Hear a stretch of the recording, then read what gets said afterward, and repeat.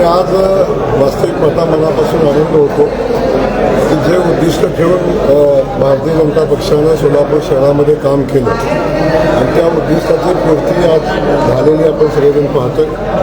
जे विकासाचे विजन माननीय मुख्यमंत्री देवेंद्र फडणवीस साहेबांच्या नेतृत्वाखाली सोलापूर शहराला आम्ही दाखवलं होतं, त्या विजनवर सोलापूर शहराने विश्वास ठेवला आणि याच्या अगोदर जी आश्वासनं आम्ही सोलापूर शहराला दिलेली होती त्या प्रत्येक आश्वासनाची पूर्ती झाल्यानंतर शहराला भरभरून आशीर्वाद आमच्या नगरसेवकांना दिलेले आहेत आणि ना बोलताना भविष्यातील अशा पद्धतीचं यश या निमित्तानं शहरामध्ये दिलेलं आपण सगळेजण पाहतो.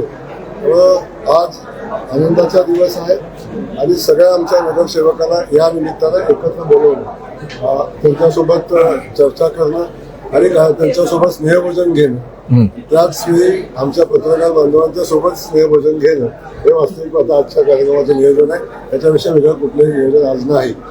जिल्हा परिषद लगेच दुसरी मोहीम आलेली आहे हातासमोर, जिल्हा परिषदेची कशी आपण काय मार्गदर्शन असणार म्हणून बघितलं असेल की शहराची निवडणूक संपल्यानंतर किंवा राज्याची निवडणूक संपल्यानंतर माननीय मुख्यमंत्री मोदयांनी राज्यातल्या सगळ्या नगरसेवकांसाठी कॉमन सूचना दिलेल्या आहेत की लोकांच्यासाठी काम करा, पारदर्शी काम करा. हे या निमित्ताने सांगितलं. विजयाचा उन्माद करू नका, या तिन्ही गोष्टी माननीय मुख्यमंत्री मोदयांनी सांगितलेल्या आहेत. मला वाटतं आम्ही सगळेजण, म्हणजे मी पण त्याचा एक भाग आहे, म्हणजे देवेंद्र कोटेजी त्याचा भाग आहे. आमच्या सगळ्या लोकांनी प्रचंड मेहनत घेतली. देवेंद्र कोटेचे असतील, सचिनदादा असतील, आमच्या सगळ्या टीमला असतील, खास करून रोहिणीताई तळवळकर असतील, प्रचंड मोठी मेहनत घेतली. त्या मेहनतीचं फळ आपण बघताय की आता आज 87 नगरसेवकांची सोलापूर शहरातली एकत्रित अशी ऐतिहासिक बैठक आज या ठिकाणी होते आणि मला वाटतं सोलापूरच्या इतिहासातली पहिली एका पक्षाची एका वेळी 87 नगरसेवकांची पहिली बैठक होताना आज आपण सगळेजण पाहतो. जिल्हा परिषद सोबळावर लढणार निकष काय असतील 87 मध्ये पदाधिकाऱ्याच्या निवडीचे निकष काय? आजचा विषय पदाधिकारी निवडीचा नाही, निकष ठरवण्याचा नाही, महापौर ठरवण्याचा नाही, स्वीकृत ठरवण्याचा नाही.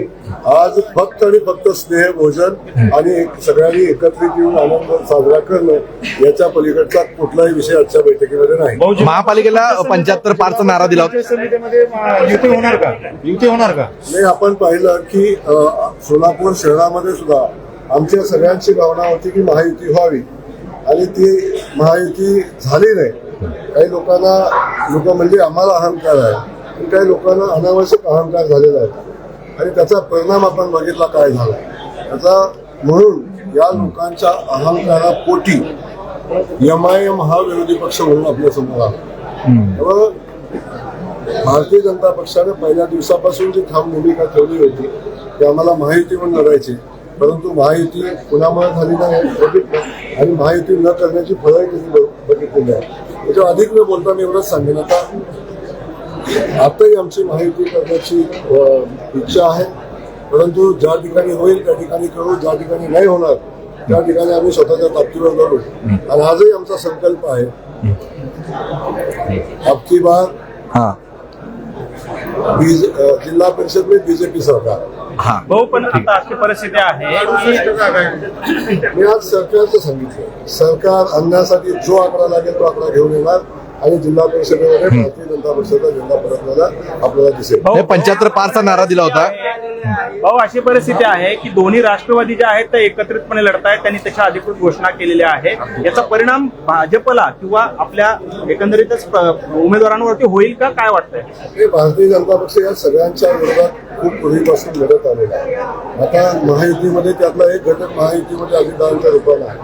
आता ते कुणा सोबत घेऊन लढतात, कसे लढतात याच्याशी मला वाटतं फार मोठा काही फरक पडण्याची आवश्यकता नाही. या जिल्ह्यामध्ये आपल्याला मी आजही सांगतो की भारतीय जनता पक्षाचे 13 जिल्हा परिषद सदस्य मागच्या वेळी होते.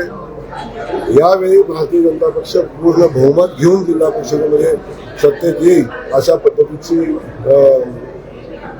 संकल्प करून आम्ही काम करतोय आणि मला वाटतं त्या संकल्पाच्या सोबत सोलापूर जिल्ह्यातली ग्रामीण भागातली जनता पण आमच्या सोबत राहील आणि जे यश आम्हाला नगरपालिकेमध्ये मिळालं, जे यश आम्हाला महानगरपालिकेमध्ये मिळालं, तेच यश आम्हाला येणाऱ्या जिल्हा परिषद आणि पंचायत समितीच्या निवडणुकीत मिळेल आणि बहुतांश सदस्य हे भारतीय जनता पक्षाला निवडून येईल.